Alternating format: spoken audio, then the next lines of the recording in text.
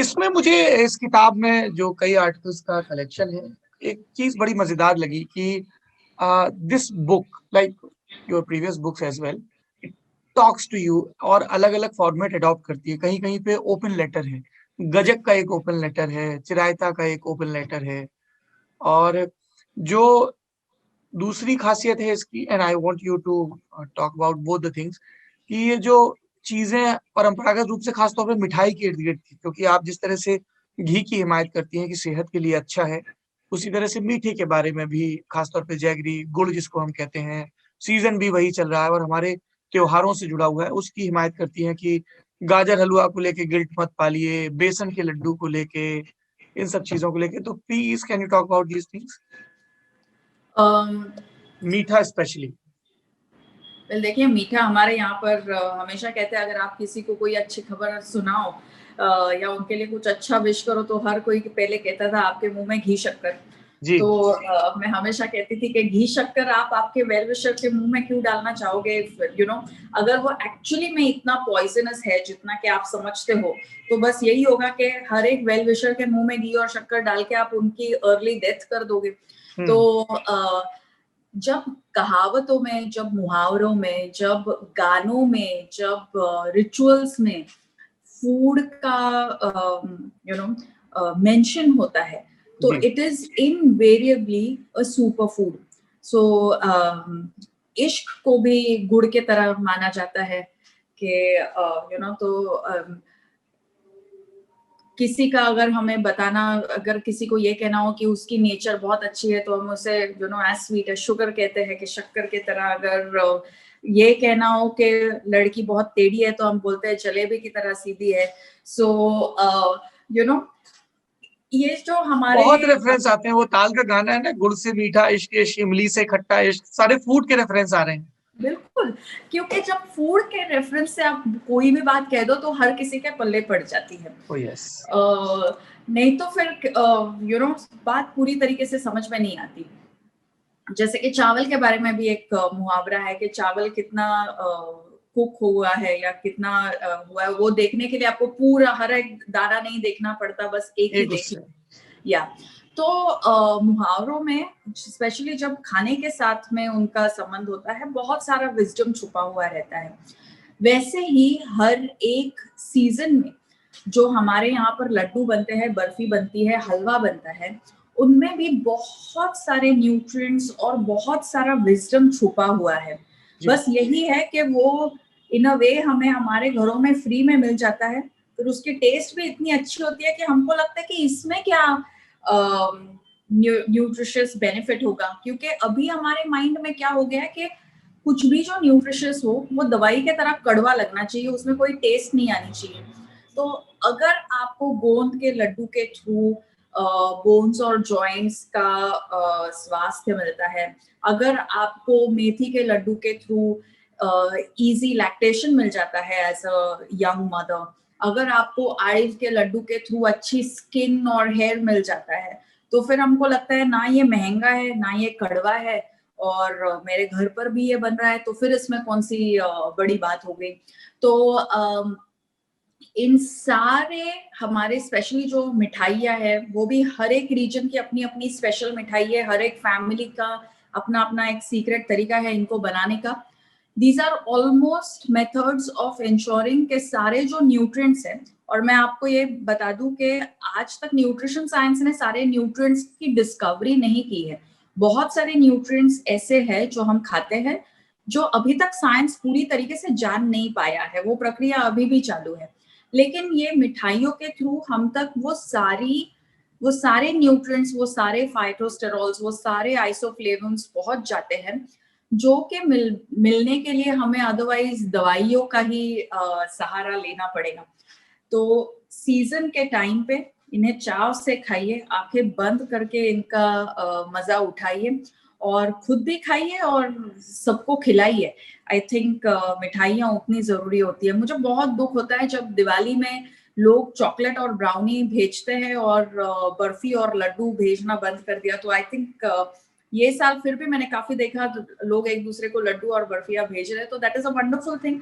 थोड़े इसमें बनता है, 1-2 दिन चलता है, फिर खत्म भी हो जाता है, तो ओवर ईटिंग भी नहीं होता। रुजता के लेकिन पास स्टील के डिब्बे में मिठाई आती है और फिर वो किताब तक पहुंच जाती है। मैं चाहता हूँ कि इसको और खोलकर बताया जाए, क्योंकि लोगों को फिर ये कंफ्यूजन भी होता है कि कौन सा वाला मीठा। एक दुकानदारी उसकी भी चल रही है कि शुगर फ्री शुगर, तो हम चीनी खाएं कि गुड़ खाएं, क्या खाएं, कितना खाएं, शुगर रश हो, क्रेविंग हो तो कितना खाएं, और खाने के बाद गिल्ट कितना फ्री करें। और इसी सवाल को मैं फिर आगे एक्सटेंड करूंगा। आपने बुक में डायबिटीज वालों के बारे में विस्तार से बात की, जब आप मैंगोज के बारे में बात कर रही थी तब भी, और जब डायबिटिक फूड के बारे में बात कर रही थी, चाहे केला हो, चाहे आम हो या दूसरे हो, कि उसको क्यों आपको सीधे एसोसिएट नहीं करना चाहिए। So can you please talk about that? Yes, जब देखिए, जब इंडिया का इन्वेजन हुआ था और होते रहा इतने सालों से, so one of the main reasons जिसके लिए हमारा इन्वेजन होता था was all our spices and also sugar. Sugar एक जमाने में इसे वाइट गोल्ड कहा करते थे, और ये ट्रेड हुआ करती थी, और सिर्फ इंडिया के पास ही वो टेक्नोलॉजी थी कि कैसे शुगर केन में से आप क्रिस्टलाइन शुगर निकाले। तो शुगर को, शक्कर को हम पंचामृत का भी एक हिस्सा मानते हैं। हर एक पूजा में शुगर यूज होती है। जब शादी फिक्स होती है तभी भी लोग एक दूसरे के फैमिलीज में शुगर एक्सचेंज करते हैं। तो शुगर केन हर एक फेस्टिवल में भी हमारे यहाँ पर यूज होता है। शुगर केन बहुत सारे रिचुअल्स में यूज होता है, फिर वो चाहे लोहड़ी हो या होली हो या तुलसी विवाह हो, उस समय से शुगर केन यूज होता है। तो शुगर केन या गन्ना चबाने के लिए बहुत अच्छा है, आपके ओरल हेल्थ को बहुत अच्छे शेप में रखता है। गुड़ जो अभी जिसका सीजन चल रहा है, उसमें काफी सारे मिनरल्स हैं जो आपको अदरवाइज नहीं मिलते। वो इजी टू असीमिलेट है, मतलब आपकी बॉडी उसे आराम से अब्सॉर्ब कर सकती है। और ये बाजरे के रोटी के साथ या मकई के रोटी के साथ बहुत अच्छा कॉम्बिनेशन, और घी के साथ, और घी के साथ, जी बिल्कुल, बहुत टाइम टेस्टेड कॉम्बिनेशन है ये। और शक्कर जो है, ये शरबतों में हम मोस्टली यूज करते हैं, या फिर चाय या कॉफी अगर आपने बनाई तो उसमें यूज होती है। तो नींबू शरबत में, आंवले के शरबत में, या फिर अलग अलग टाइप के जो गुलाब के शरबत में, ये सब में, गुलकंद में, इन सब में शुगर यूज होती है। तो टिपिकली अगर आप इंडियन फूड विजडम विस्तार से देखें तो आप ये देख लेते हो कि शुगर जो है ये समर में ज्यादा यूज होती है बॉडी को कूल डाउन करने के लिए, और जैगरी जो है ये ज्यादा विंटर में यूज होती है वार्मथ देने के लिए। शुगर केन जो है ये अलग अलग फेस्टिवल्स और रिचुअल्स में यूज होती है। ऑलमोस्ट तुलसी विवाह जो कि दिवाली का एंड है, और होली जो कि समर का बिगिनिंग है, वहां तक शुगर केन पर बहुत एम्फोसिस रहता है। और जॉन्डिस वगैरह में भी हम शुगर केन यूज करते हैं, लिवर को मजबूती देने के लिए, या उसे रीजनरेट होने में, या डिटॉक्सिफाई करने के लिए। तो जो आप घर पर शुगर यूज करते हो उसमें कोई भी प्रॉब्लम नहीं है। अगर आपने घर पर गाजर हलवा बनाया, अगर आपने पिन्नी बनाई या लड्डू बनाए, या जो भी आपने बनाया, या बहुत सारे दाल और सब्जियां भी हमारे यहाँ पर ऐसी बनती है जहां पर एंड में थोड़ी सी शुगर उनमें ट्रेडिशनली, जो सीताफल की कद्दू की सब्जी है उसमें गुड़ पड़ता है, चीनी भी पड़ती, खट्टा मीठा जो होता है। यस, बिल्कुल। तो वो जो है वो उन्हें उसी ऑथेंटिक रेसिपी में खाना बहुत जरूरी है। लेकिन जहां पर भी शुगर आपको पैकेट में से मिलती है, फिर वो चाहे टेट्रा पैक जूसेस हो, चॉकलेट्स हो, कोलास हो, बिस्किट्स हो, वो वाली शुगर आपको अवॉइड करनी है। फिर वो चाहे उसमें शुगर हो, या स्टीविया हो, या शुगर फ्री हो, या बहुत सारे वो फैंसी लेबल लगा दिए जाते हैं, ये फ्री वो फ्री। बिल्कुल बिल्कुल। तो मैं हमेशा कहती हूँ कि जितना पैकेट खुलता है उतना पेट फूलता है। उसमें शुगर हो ना हो, जैसे ही आपने पैकेट खोला तो उससे फिर सारा आपके जो ओबेसिटी रिलेटेड प्रॉब्लम्स है वो चालू हो जाते हैं। लेकिन जो घर पर आप शुगर यूज करते हो उसमें कोई भी प्रॉब्लम नहीं है। आप शायद ये जानते होंगे कि कभी अगर आपके नेबर ने आपको कुछ उनके घर पे कुछ बनाया और उन्होंने आपको लेके आ गए आपके लिए खाने के लिए, और आपके पास अगर कुछ ना हो तभी तुरंत उनको देने के लिए, क्योंकि हम बर्तन और प्लेट्स को तुरंत रिटर्न करते हैं, तो अगर तभी तुरंत आपके पास कुछ ना हो तो अगर आप शक्कर भी दो तो भी अच्छा माना जाता है कि you know it is equivalent of a fresh meal. तो शुगर का हमारे यहाँ पर बहुत महत्व है, लेकिन फिर वो शक्कर हो या प्लेन पानी हो, अगर आप बहुत ज्यादा लोगे तो वो प्रॉब्लमेटिक ही रहेगा।